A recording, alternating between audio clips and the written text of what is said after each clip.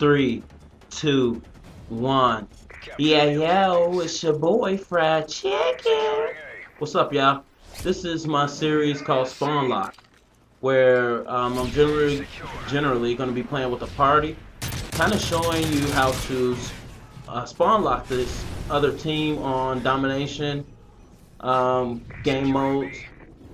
Maybe I will do some other objective game modes, but showing you how to spawn lock them at certain flags, easily win the game, also getting some kill streaks, which never hurts. I will be explaining my class setup in a second, but also the other thing I'm going to be doing is trying to do this on different maps, and also showing you some of the mistakes that I make that will cause the spawn lock to break down. So right away, if you start at A, I always run and try to distract from the other team taking B, and this is something you do not want to do. So me rushing into the C spawn actually caused the spawns to flip, and they begin to take A. So that's one of the mistakes that I did make. Using the smoke, I use that as a distraction. I also use that as a deterrent. It makes the enemy hesitate when I lay smoke down from one of the ways that the enemy could potentially come toward the middle of the map, which allows my team to set up a little bit quicker without as much resistance. So,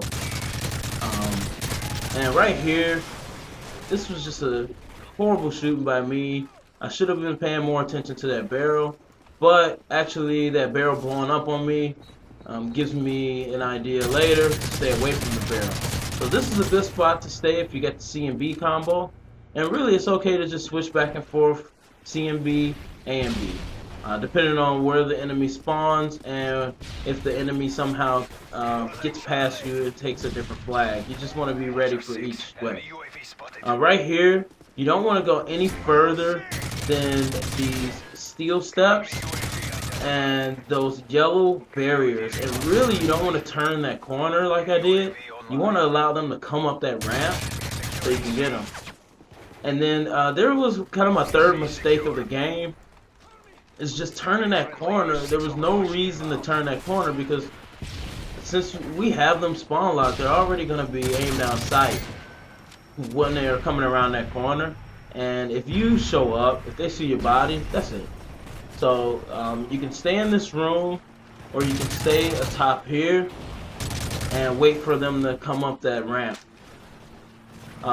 So you see me aim down sight, but then I quickly turn around because I don't want to flip the spawns as much as it already has been flipped. I was running with a party here of 4 other people, and there's really no way to do this without having a party, or just having really good players on your team. You can almost never do this in a random pub lobby. You know, you have to be online. What I would say, at least 2 other people on your team that you know that are good. So chase this guy, but somehow lose him. And just to kind of go over my setup, I'm running the G36C, beautiful camo.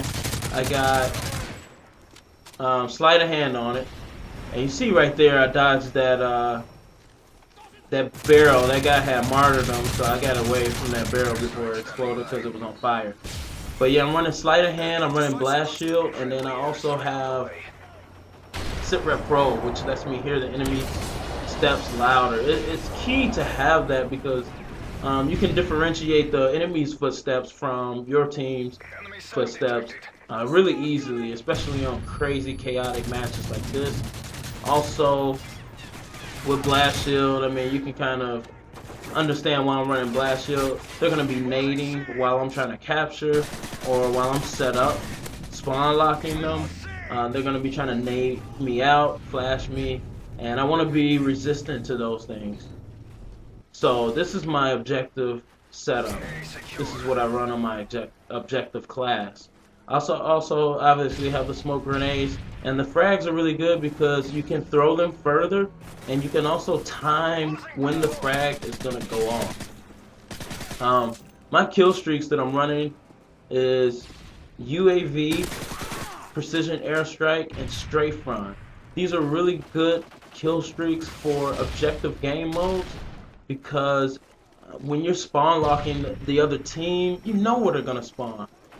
All you have to do is throw a precision airstrike on a flag that you want to capture, or right in front of where the other team is going to spawn, and it's going to allow you to get a few more seconds where you can gain more points toward the win. The strafe run obviously will kill anybody that's out in the open for more than a few seconds. So what I like to do is that if you see what I did there, I kind of put it over a little bit over my B capture point, and then toward their spawn, which hopefully will pick up a few people. I don't really know if I get any kills with it, but the strafe run is really good at defending the capture point. And right there, you see me time a grenade. So you've seen some of the points that I've set up on spawn locking them at A. So this is a good place to spawn lock them at C. You don't want to start off at this spot because a lot of people know and expect you to start here. But during the middle of the match, if they end up having C, then this is a nice spot to go to because it's gotten so chaotic at this point that usually the other team is just thirsty for capture points. And they're just blindly running, anywhere they can. So they don't really pay attention that you're, staying in the middle like that. So I see a guy taking C. Sit rep alerts me to his position. I end up getting the kill, but I do get killed and they end up taking the flag. But that's okay because I'm running with a decent party. I know they're going to at some point get C, and I can just lock them at A again. So basically it's just a back and forth tug of war match on letting them into the middle of the map and really controlling, if the team gets toward the middle or not. And I mean, obviously you don't want to do that. You don't want to let them get towards the middle. The proficiency, as I get the triple feed, the proficiency I'm running on the G36C is kick. I actually changed it to focus in a later match just because, I don't want to flinch when I'm getting shot.